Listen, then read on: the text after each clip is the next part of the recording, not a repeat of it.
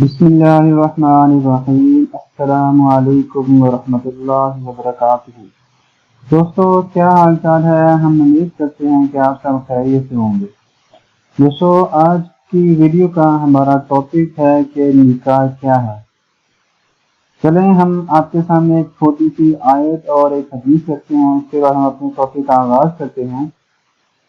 حدیث پاک میں آتا ہے کہ النکاح من سنتی فمن رغب عن سنتی فلیس منی، کہ نکاح کرنا میری سنت ہے۔ مطلب نبی صلی اللہ علیہ وسلم نے یہ فرمایا ہے کہ نکاح کرنا میری سنت ہے۔ فمن رغب عن سنتی فلیس منی، جس نے نکاح سے منہ پھیرا وہ ہم میں سے نہیں۔ تو نکاح کرنا یہ انبیاء علیہ السلام کا اور اسی طرح سے وسلم کی بھی یہ سنت رہی ہے، اور نکاح جو ہے وہ ایک ضرورت ہے۔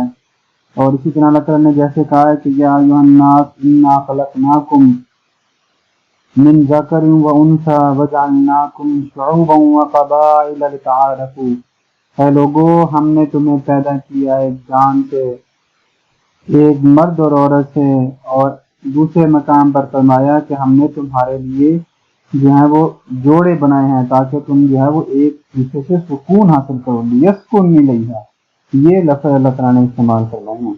چلے ہم اپنے ٹاپک کا جو ہے وہ آغاز کرتے ہیں کہ سب سے پہلے ہم نکاح یا شادی کو دیکھتے ہیں کہ نکاح جو ہے وہ ایک نعمت ہے، ٹھیک ہے۔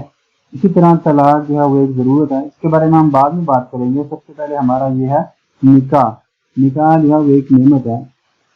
تو چلیں ہم چلتے ہیں اپنے ٹاپک کی طرف۔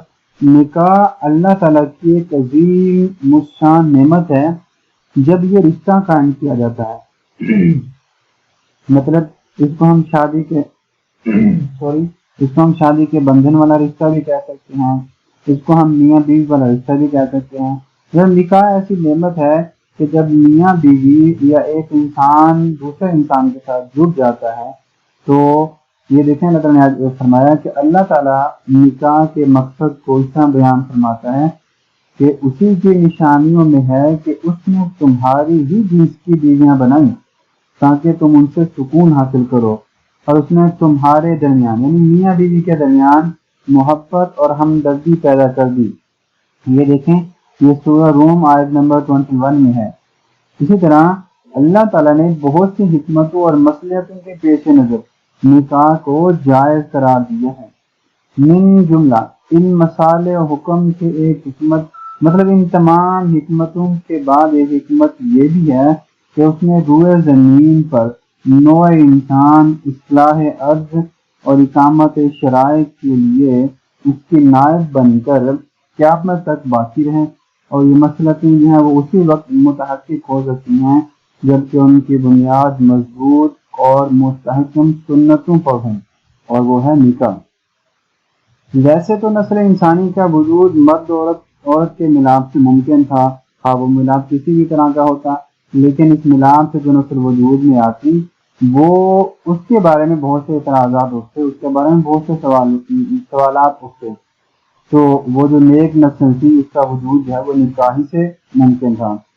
اسلامی تعلیمات کا تقاضا یہ تھا کہ نکاح کا معاملہ عمر بھر کے لیے کیا جائے اور اس کو توڑنے اور ختم کرنے کی نوبت ہی نہ آئے، کیونکہ اس معاملے کے ٹوٹنے کا اثر مطلب یہ ہے کہ صرف میاں بیوی پر ہی نہیں بلکہ اولاد، خاندان اور بہت سے ایسے جھگڑوں کا باعث بنتا ہے جس سے جو وہ پورا معاشرہ متاثر ہو جاتا ہے۔ اس لیے شریعت اسلامیہ نے دونوں میاں بیوی کو وہ ہدایات دی ہیں جن پر عمل پیرا ہونے سے یہ رشتہ جو ہے وہ زیادہ مضبوط اور مستحکم ہوتا ہے۔ چلے نکاح کے بعد ہم تھوڑی سی بات کر لیتے ہیں طلاق کے بارے میں کہ طلاق کی ضرورت کیوں ہے۔ ہم یہ دیکھتے ہیں کہ جب میاں بیوی کے درمیان ان کی آپس میں نہ بن رہی ہو تو قرآن یہ کہتا ہے کہ دونوں طرف سے پہلی بات یہ ہے کہ ان کو صلح صفائی کی جائے۔ 4 بندے لے کے آئیں، 4 بندے لے کے آئیں، مل کر ایک دوسرے کی صلح کریں، دونوں کے بارے میں بتائیں کہ بھائی آپس میں رہ لو، طلاق کی نوبت ہی نہ ہے۔ پہلی بات یہاں تک آ رہی ہے۔ بالفرض اگر بیوی کی طرف سے کوئی ایسی صورتحال پیش آ جائے جو شوہر کے مزاج کو مطلب اسے اچھی نہ لگے تو پھر شوہر کو یہ حکم دیا گیا ہے کہ وہ سب سے پہلے تو یہ ہے کہ وہ اسے سمجھائے، تھوڑی بہت مار پیٹ بھی کرے، لیکن اگر ایسی صورتحال نہیں بنتی کہ ان کے آپس میں نبھ پائے یا وہ ایک دوسرے کے ساتھ رہ سکیں، تو پھر یہ حکم دیا گیا ہے کہ طلاق جو ہے وہ دے دینی چاہیے۔ یہ ایک بات اور بھی ہے، حدیث پاک میں آتا ہے کہ اللہ تعالیٰ کو سب سے زیادہ ناپسندیدہ ہے جائز کاموں میں سے، ٹھیک ہے۔ طلاق جو ہے وہ دیکھیں میاں بیوی کے درمیان جو ہے وہ نکاح کے معاہدے کو توڑنے کا نام ہے۔ کچھ شرائط ہیں، پھر اس کے بارے میں وہ ہم بعد میں کبھی بات کریں گے اس کے بارے میں۔ تو میں آپ کو یہ بتا رہا ہوں سب سے پہلے کہ ہم نکاح جو ہے وہ آپ کے وسلم کی سنت ہے، وہ نکاح ہی کرنا چاہیے۔ اس کے بعد طلاق کی ضرورت وہ ایک اصل ضرورت کے بعد جو ہے وہ دی جا سکتی ہے۔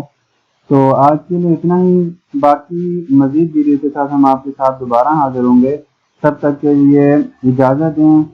Thanks for watching. اور ایک بات اور کہ اس ٹاپک کے بارے میں آپ کا کوئی بھی سوال ہو تو ہم سے ضرور پوچھیں، انشاءاللہ ہم سے جتنا بھی ہو سکے گا ہم آپ کی رہنمائی کریں گے۔ Thanks for watching. اللہ حافظ۔ گاؤں میں یاد رکھیں۔